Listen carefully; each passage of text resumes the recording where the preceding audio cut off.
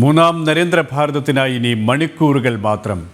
വൈകിട്ട് 7:15 രാഷ്ട്രപതി ഭവനിൽ പ്രത്യേകം തയ്യാറാക്കിയ വേദിയിൽ നരേന്ദ്രമോദിയും മുതിർന്ന നേതാക്കളും സത്യപ്രതിജ്ഞ ചെയ്ത് അധികാരമേൽക്കും. ലോകരാഷ്ട്രങ്ങളിൽ നിന്നുള്ള നേതാക്കളെ സാക്ഷിയാക്കി നടക്കുന്ന ചടങ്ങ് രാജ്യത്ത് ഉടനീളം BJP വലിയ ആഘോഷമാക്കും. വിവരങ്ങളുമായി ഡൽഹിയിൽ നിന്നും നന്ദഗോപൻ ചേരുകയാണ്. Nandan, good morning. ഇവിടെ സൂചിപ്പിച്ചതുപോലെ തന്നെ രാജ്യം വലിയ ആഹ്ലാദത്തിലാണ്, വലിയ പ്രതീക്ഷയിലാണ്. മൂന്നാം നരേന്ദ്രമോദി സർക്കാരിൻ്റെ സത്യപ്രതിജ്ഞാ ചടങ്ങ് വൈകിട്ട് 7:15 ചടങ്ങുകളുടെ ഒരുക്കങ്ങൾ പൂർത്തിയായി കഴിഞ്ഞു. മറ്റു വിവരങ്ങളും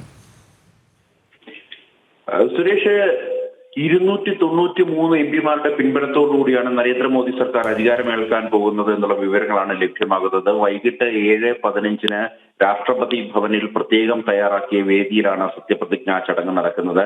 45 മിനിറ്റ് നേരം, അതായത് 7:15 മുതൽ 8 മണി വരെ ആയിരിക്കും ഈ ചടങ്ങുകൾ എന്നുള്ളതാണ് വിവരങ്ങൾ ലഭ്യമാകുന്നത്. നരേന്ദ്രമോദി പ്രധാനമന്ത്രിയായി സത്യപ്രതിജ്ഞ ചെയ്യുന്നതിനൊപ്പം 30 മന്ത്രിമാർ കൂടി ഇന്ന് സത്യപ്രതിജ്ഞാ ചടങ്ങ് ചെയ്യുമെന്നുള്ള വിവരങ്ങളാണ് ലഭ്യമാകുന്നത്. മാത്രമല്ല, ഈ മന്ത്രിസഭയിൽ ഇപ്പോൾ ആദ്യഘട്ടത്തിൽ 79 മുതൽ 81 മന്ത്രിമാർ വരെ ഉണ്ടാകുമെന്നുള്ള സൂചനകളും ലഭ്യമാകുന്നുണ്ട്. അതേപോലെ തന്നെ ചന്ദ്രബാബു നായിഡുവിന്റെ TDPക്ക് 4 ക്യാബിനറ്റ് റാങ്കുകളും അതേപോലെ തന്നെ നിതീഷ് കുമാറിന്റെ JDUവിന് 2 ക്യാബിനറ്റ് റാങ്കുകളും എന്നുള്ള സൂചനകളാണ് ലഭ്യമാകുന്നത്.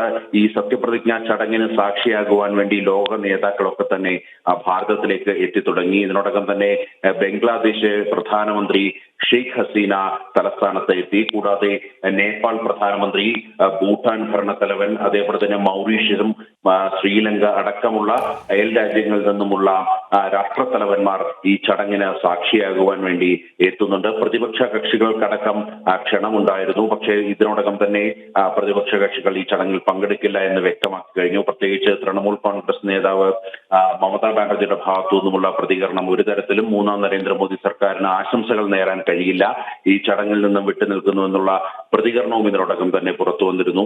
ഏതായാലും രാജ്യം വലിയ ആകാംക്ഷയോടുകൂടി തന്നെ കാത്തിരിക്കുകയാണ്. ഇനി മണിക്കൂറുകൾ മാത്രമാണ് മൂന്നാം നരേന്ദ്ര യുഗം പിറക്കുവാൻ വേണ്ടി ഉള്ളത്.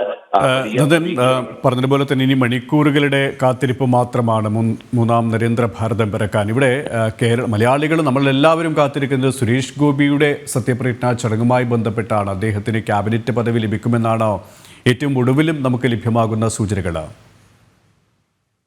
സുരേഷ്, ഈ ക്യാബിനറ്റ് പദവി ലഭിച്ച മന്ത്രിമാർക്കും അതേപോലെ തന്നെ ഇന്ന് സത്യപ്രതിജ്ഞ ചെയ്യേണ്ട മന്ത്രിമാർക്കും ഇന്നലെ രാവിലെ തന്നെ കൃത്യമായി അതിന്റെ സന്ദേശം എത്തിയിട്ടുണ്ട് എന്നുള്ള വിവരങ്ങളാണ് ലഭ്യമാകുന്നത്.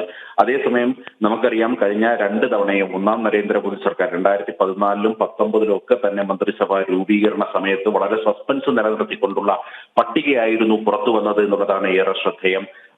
സംഘടനാ ചുമതലയിൽ തുടരുമെന്ന് കരുതിയ പലരും മന്ത്രിസഭയിൽ ഇടം പിടിക്കുകയും മന്ത്രിസഭയിൽ ഉണ്ടാകുമെന്ന് കരുതിയ പലരും സംഘടനാ ചുമതലയിലേക്ക് മാറുകയും ചെയ്ത കാഴ്ചയായിരുന്നു 2014-ലും 2019-ലും കണ്ടത്. സമാനമായ രീതിയിൽ 2024-ലും ഒരു സസ്പെൻസ് ഉണ്ടാകുമെന്നുള്ളത് തന്നെയാണ് പ്രതീക്ഷിക്കുന്നത്. ഏതായാലും കേരളത്തിൽ നിന്നും സുരേഷ് ഗോപിക്ക് ഒരു ക്യാബിനറ്റ് പദവിയോടുകൂടി മന്ത്രിസ്ഥാനം ഉണ്ടാകുമെന്നുള്ള സൂചനകൾ തന്നെയാണ് ലഭ്യമാകുന്നത്. സ്വാഭാവികമായും ദക്ഷിണേന്ത്യയിൽ തമിഴ്നാട് അടക്കം പ്രതിനിധീകരിക്കുമെന്ന് അദ്ദേഹം ഇതിനോടകം തന്നെ വ്യക്തമാക്കുന്ന സാഹചര്യം ഉണ്ടായിരുന്നു. മാത്രമല്ല, തമിഴ്നാട്ടിൽ പോലും BJPക്കോ അല്ലെങ്കിൽ NDAക്കോ ഒരു MP പോലും ഇല്ലാത്ത ഒരു സാഹചര്യത്തിൽ സ്വാഭാവികമായും സുരേഷ് ഗോപിക്ക് അവിടെ പ്രാധാന്യമേറുകയാണ്.